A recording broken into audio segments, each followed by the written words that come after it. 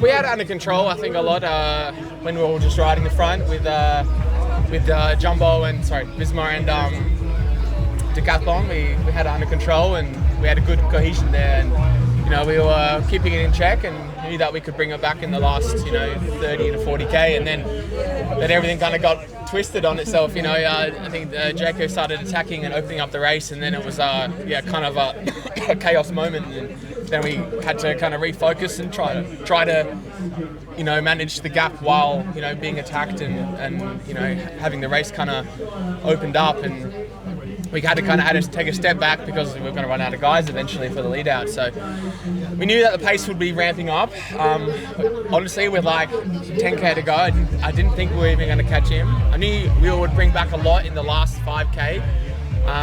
But hats off to the breakaway. They did such a good job today, and they really played the game smart. And for me, even with 2k to go, I thought we were out of it. I didn't think we were going to catch. What about those emotions at the end for you? How sweet of a victory was that?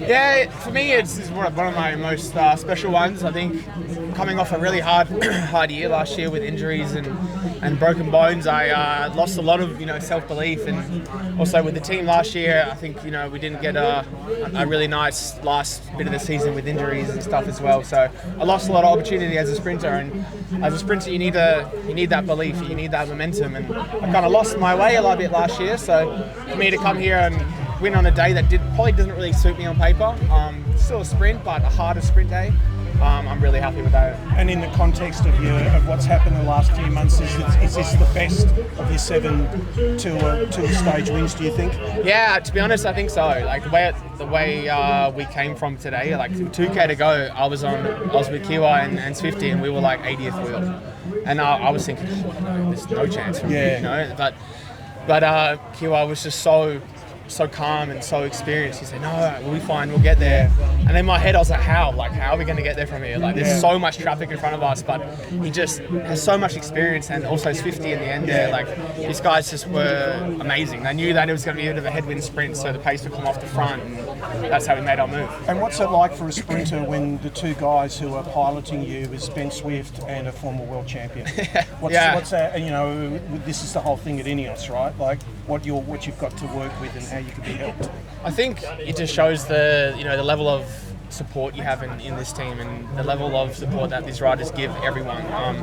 We doesn't matter whoever puts their hand up, we back them 110%, and even when you don't believe you can probably win from there, they believe, and to have those guys in your corner, it just means everything. And for me, if I look up and see Kiwatowski and Swift, these guys have copious amounts of experience, and world champ in front of you. Just all you have to do is just turn the brain off and just follow them as much as you can. How's it going to set you up for the rest of the season now? And you said you lacked belief at the end of last year. Is it starting to come back? I know it's early days. You just won this race. I think definitely. I think more. I think I would have got more belief winning today than on stage 1, just from how hard today was. That really gave me more belief that I can get through the harder days, and I'm on the right track of building that form for Europe. For me, I want to be ultimately winning in Europe and continuing that season the way I start. And I think with INEOS, we're really on the way to do that. Is there much talk in the peloton about tomorrow? It's so hard. We still don't know if it's going to go ahead of the stage at all. Is there much talk about? Yeah, there's a little bit of chatter. I think people are more just wondering what's going to happen.